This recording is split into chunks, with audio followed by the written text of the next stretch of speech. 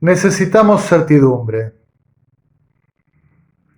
Basta de experimentos eclesiales. Mis amigos y hermanos, estoy de nuevo aquí con mi boina azul, un poco para marcar la continuidad con el video anterior acerca de que la tradición es el futuro de la iglesia. A mis espaldas la misma cruz y la imagen de Santo Domingo de Guzmán a los pies de la cruz, ese gran predicador. Necesitamos certidumbre, basta de experimentos eclesiales. Hacia este video iba el anterior en realidad, en el que me detuve a intentar explicar el concepto de tradición, sobre todo el concepto teológico de tradición en la iglesia, sobre el cual ya no insisto.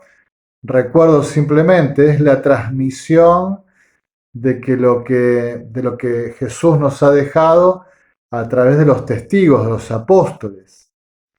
Ese depositum fidei, depósito de la fe, la revelación, se realiza desde esta única fuente, Jesucristo, en estos dos canales, la Sagrada Escritura, puesta bajo escrito por inspiración del Espíritu Santo, y la tradición, que son tradiciones orales, gestos, comunicaciones de los apóstoles que han sido recibidos y que el Espíritu Santo asiste a la iglesia para que se transmitan en sucesión continua de generación en generación.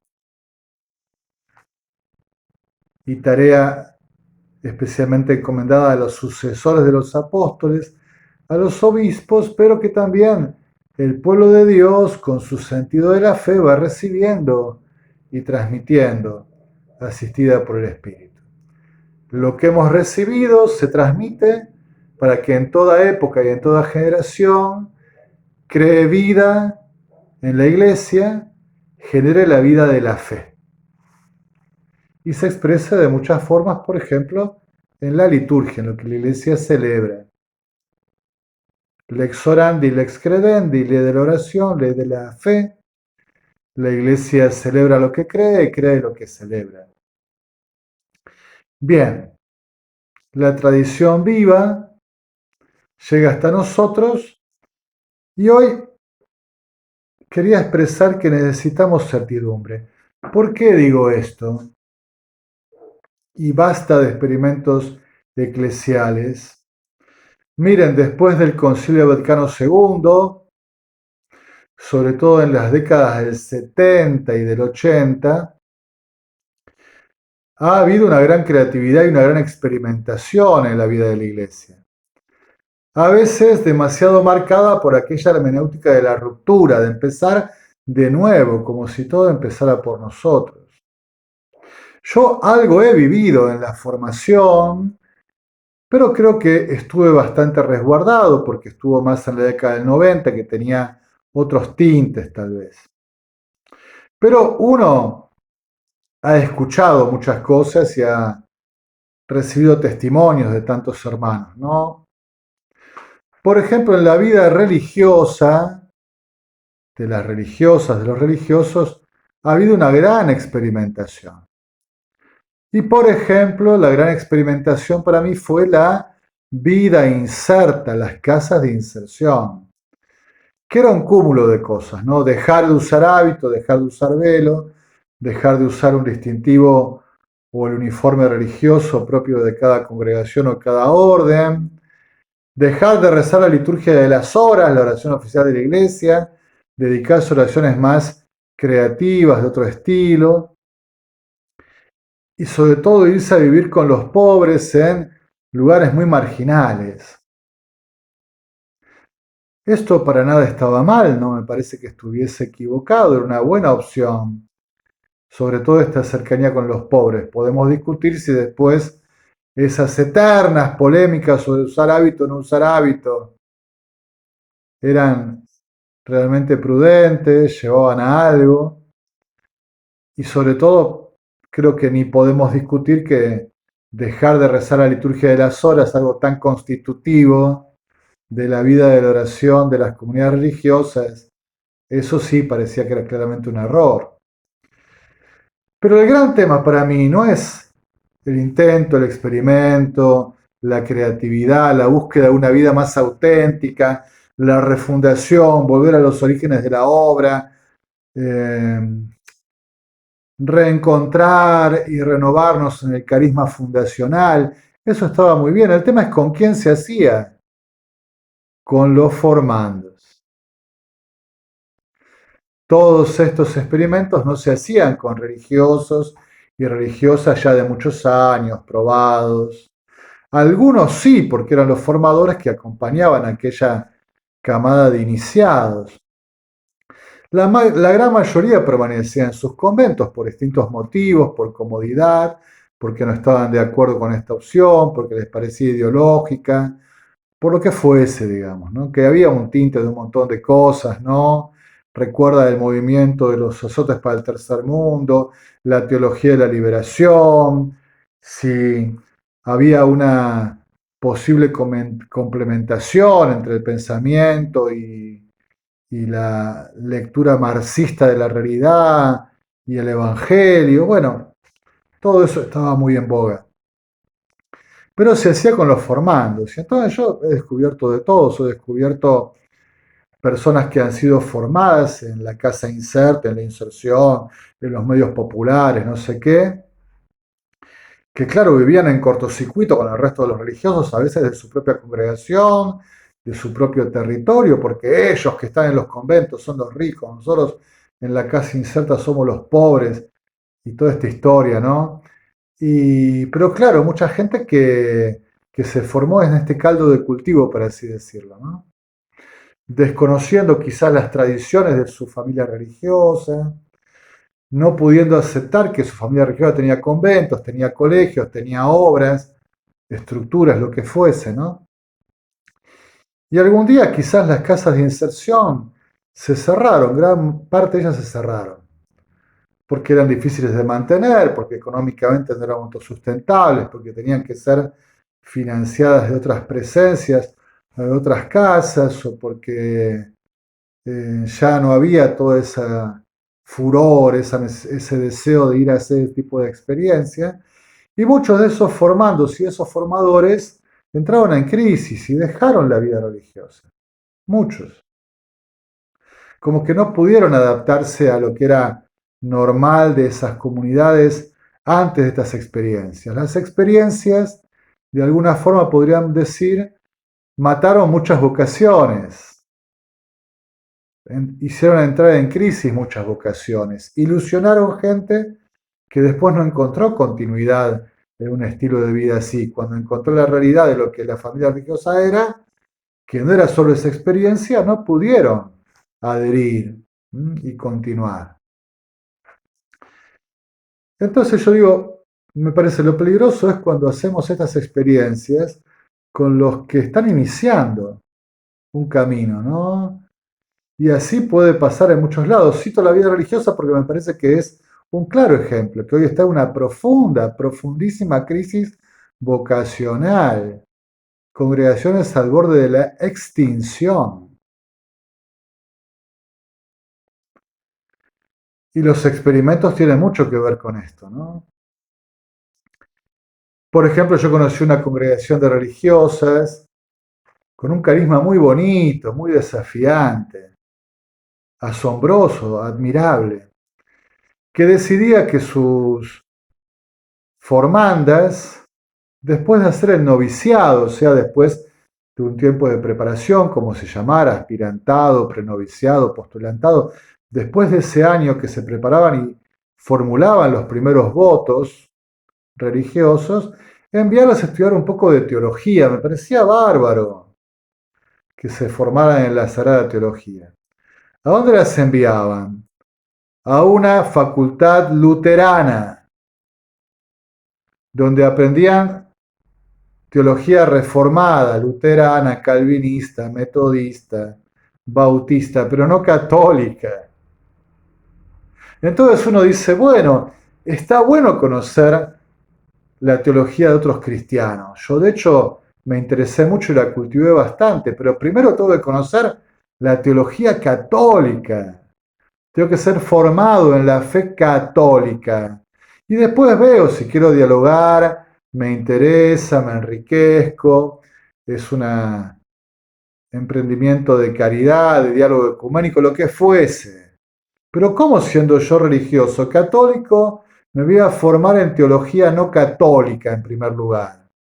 Eso no es una formación, es una deformación. Experimentos, experimentos, ¿no? Y así hemos tenido mucha creatividad, mucha experimentación en la vida de la iglesia, pero siempre la hemos hecho con los más débiles, los más frágiles, los que recién se estaban iniciando. ¿Y qué generó esto? Una tremenda desorientación, una tremenda confusión. No pusimos las bases, ¿no? Yo fui formado en la vida religiosa en una orden religiosa que tiene ya más de 800 años de vida en la iglesia, donde se solía decir que era importante el lugar de las sanas tradiciones de la orden. Sanas tradiciones de la orden. ¿Qué eran eso? Un montón de gestos, de formas de rezar, de estilos que se fueron transmitiendo de generación en generación a través de los santos, de esta orden religiosa, que configuraron la práctica, la forma de rezar, de vivir, de predicar, de acercarse a las realidades pastorales, de vivir en el convento, lo que fuese, ¿no?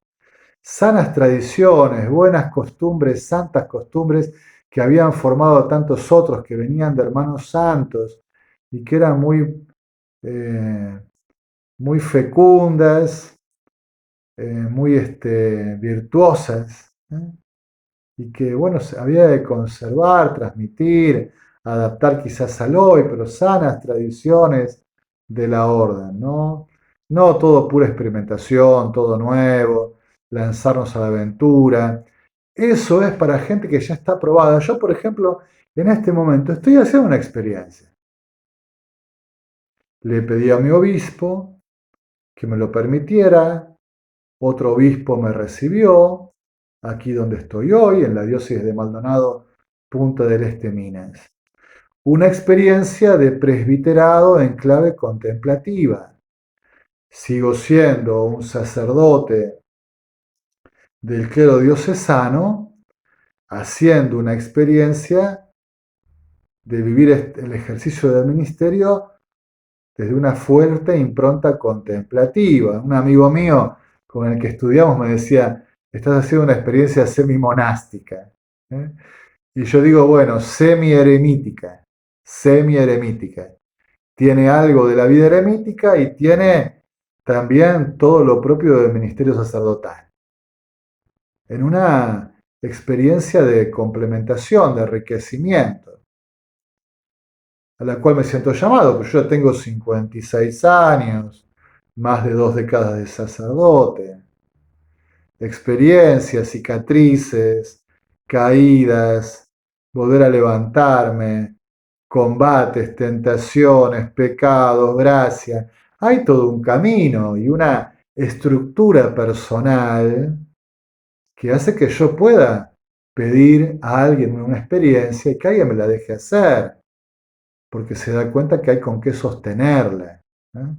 Pero a alguien que está comenzando, pedirle estas cosas, ¿no? Y en la vida ha habido muchas, en la vida de la Iglesia, después del Concilio Vaticano II, a veces una clave de hermenéutica de ruptura, ha habido tanta ruptura con la tradición, con lo que era clásico, con lo que estaba aprobado, que ha generado también creatividad, ilusión, sueños, utopías, pero también muchos fracasos, mucha pérdida de vocaciones, mucho desaliento, mucho desencanto y también mucho envejecimiento de la vida vocacional en la iglesia. Algunas generaciones, las generaciones inmediatamente superiores a la mía, siguen insistiendo con estas cosas. Son ya todas personas de 70, 80 años que insisten empedernidas en querer hacer una iglesia que parece que ya no tiene lugar, ¿no? La soñaron, la quisieron, y no quieren morirse sin verla concretada, pero no hay con quién hacerla. Son gente grande, los que vienen atrás quieren otra cosa. Quieren certidumbre. No experimentos raros, certidumbre. Yo a veces veo los seminarios, también para la formación sacerdotal. Hoy en día está muy de boga esto de personalizar la formación. ¿Y qué quiere decir eso? ¿Y que no sabes? Que no sabes cuál es el camino. Porque antes decíamos, tengo 2 años de filosofía, 4 de teología, 1 de introductorio. En el primer año de teología me admiten al orden sagrado, en el segundo me dan el lectorado, en el tercero el acreditado y en el cuarto recibo el diaconado. El camino estaba claro. Pero hoy no, depende de cuál es tu proceso es personal y está muy bien. Creo que es valioso esto de que es personal, que no somos como una clase que camina toda junta, porque cada persona tiene sus ritmos, sus tiempos de maduración. Perfecto. Pero si no está claro cuáles son los tiempos, si no está claro cuáles son los objetivos, si no está claro cuáles son los criterios con los que sos valorado y se discierne tu vocación, el formando se cierta en la incertidumbre y después todo es arbitrario. ¿Cuál es el criterio? Y bueno, si le caigo bien al formador, si le caigo bien al rector, si le simpatizo, si le gusta mi forma de pensar o de mi sentir, porque si no, estoy perdido, me va a votar en contra. Porque no hay criterios, no hay tiempos, no hay... Es la incertidumbre. Casi yo diría que es un modelo un tanto autoritario en el fondo, ¿no? Porque no le presenta al otro un camino con etapas, con tiempos, con objetivos claros. Es el tiempo personal, el discipulado, no sé qué, ¿con qué criterio? Están escritos, claro, en la Ratio, que es el documento educativo de los seminarios. Los seminaristas no entienden demasiado cuáles son los criterios. Gente, lo que yo percibo es que entienden que es la voluntad, el arbitrio del rector, del formador de turno, la buena suerte, la mala suerte, o lo que fuese, digamos. No lo ven claro. Por eso buscan certidumbre, cosas claras, objetivas. Nosotros a veces nos asombramos de que en familias religiosas, congregaciones, institutos más nuevos, más antiguos, que parecen más rígidos en su formación, la teología tomista de siempre, la filosofía perenne de la iglesia, los días penitenciales, aquello, otro, nos parecen estructuras muy rígidas, con poca libertad, pero los jóvenes la buscan. ¿Por qué la buscan? Yo no digo si están bien o están mal, si todo es bueno, si todo es malo, si todo es sano, si hay alguna cuestión enfermiza, es otra historia. Pero ¿por qué buscan esto? Porque quieren cosas claras, certidumbre, nada de creatividades, nada de experimentos, porque están empezando. Tienen el deseo de la aventura, pero también quieren cosas claras, quieren que los nutran, que los alimenten, que quieren tener referencias, que les muestren el camino, quieren ver claro, quieren saber por dónde van, hacia dónde se dirigen, cuáles son los tiempos, cuáles son las formas. Están creciendo, son un grano que ha empezado a hacer crecer su tallo y necesita el tutor que lo guíe para crecer derecho. La maderita, ¿no? Con el hilo alrededor del tallo que le ayuda a ir creciendo de un modo erguido, derecho, sin torcerse, sin enviciarse. Lo necesitan y saben que lo necesitan. Miren, nadie que comienza en la iglesia quiere ser tomado por conejillo de indias, material de experimentación. Y yo diría que es una falta de caridad si así lo hiciéramos. Por eso los formandos, los catecúmenos, los que se inician, necesitan cosas claras, ¿no? Lo que es clásico, lo que siempre funcionó, lo que generaciones y generaciones han experimentado y es virtuoso. Eso. Ya habrá tiempo cuando uno crezca, madura para hacer experimentaciones, para lanzarse a la aventura, pero al comienzo hace falta certidumbre, no experimentos, tradición, no sueños raros, utopías y aventuras maravillosas, pero quizás irreales, inviables.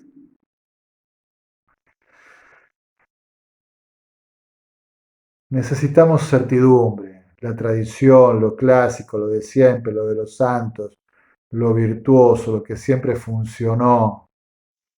No experimentos. Hay que cortar con los experimentos que hemos estado haciendo durante casi 6 décadas y que han raleado la vida de la iglesia.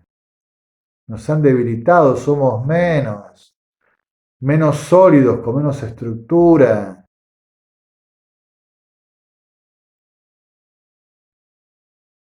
Bien, no sé si podremos comprenderlo o estemos dispuestos a aceptarlo, sobre todo a algunas generaciones eclesiales.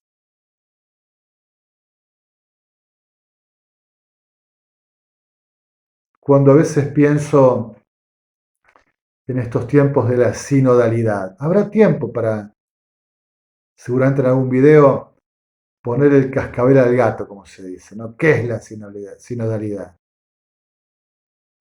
Siempre hubo sinodalidad. ¿Por qué nunca fue una de las notas de la iglesia? ¿Por qué hasta ahora nunca apareció esa palabra? Es una palabra nueva, la palabra sinodalidad. No el sínodo, que es antiquísimo. No el caminar juntos, que fue siempre en la vida de la iglesia.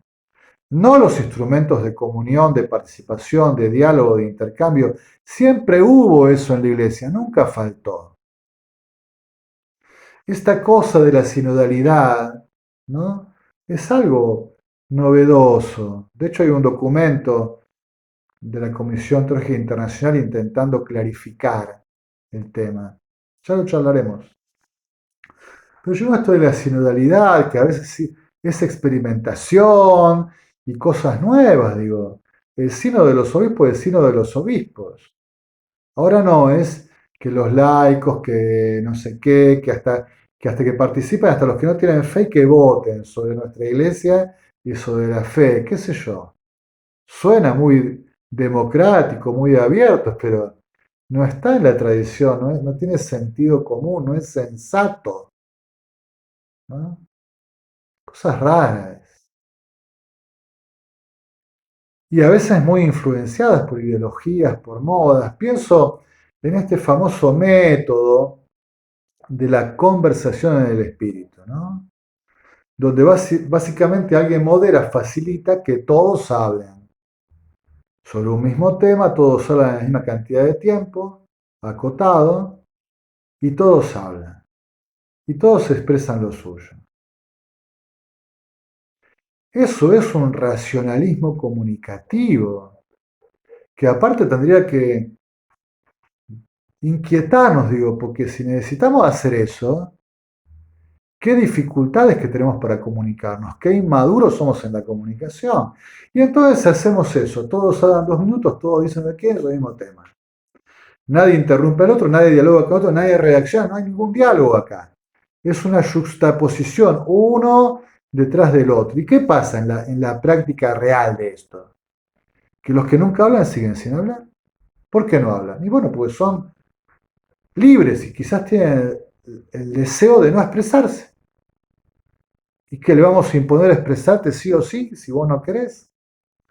O porque por ahí están acomplejados, o piensan que no tienen nada valioso que decir, o sienten que decir algo es exponerse y los que estamos allí junto con ellos no somos fiables, no somos confiables y tienen miedo, tienen vergüenza de expresarse frente a nosotros.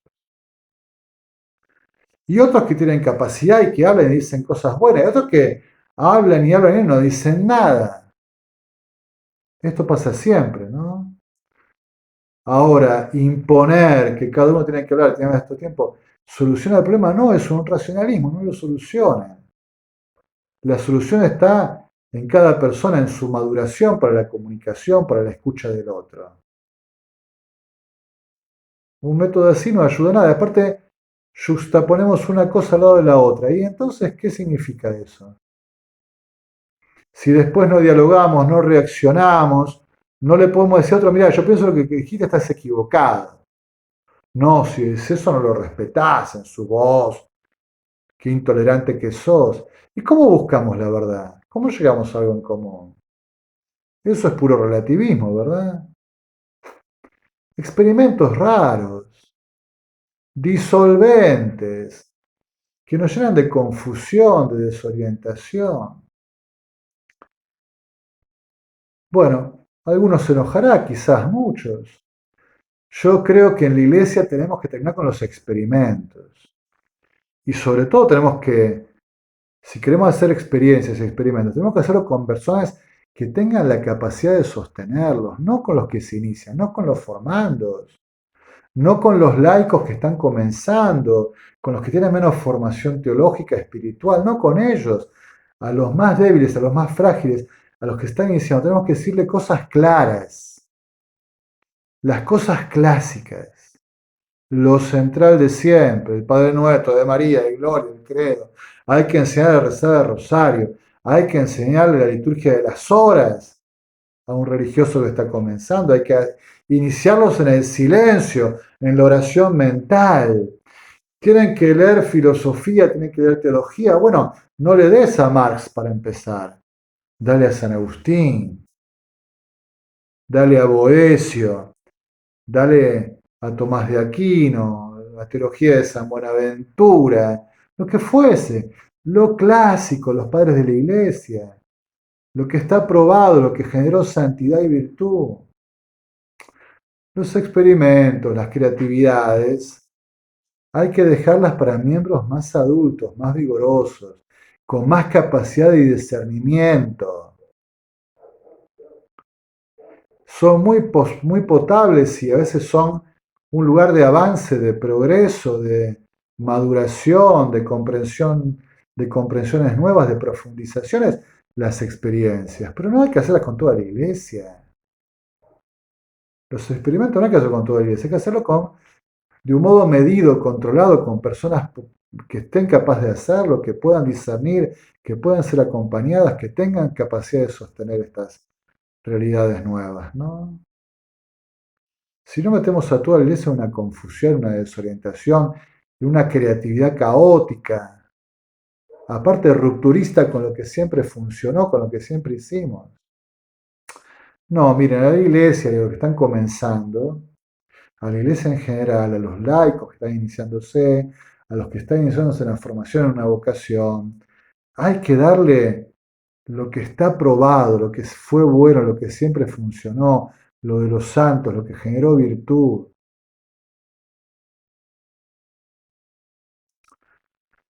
Necesitamos certidumbre y nuestras generaciones más jóvenes lo están diciendo. Las generaciones más grandes se enojan. Los jóvenes son conservadores, los jóvenes son rígidos. Qué cuadrados que son los jóvenes de la nueva generación. No, no es eso. Necesitan certidumbre, quieren referencias, quieren cosas claras, quieren saber a dónde van, cómo se hace, cuáles son los tiempos. Algo previsible, que sea objetivo, certidumbre, no experimentos. En la iglesia hoy necesitamos certidumbre, tradición. En alabanza y gloria de la Santísima Trinidad.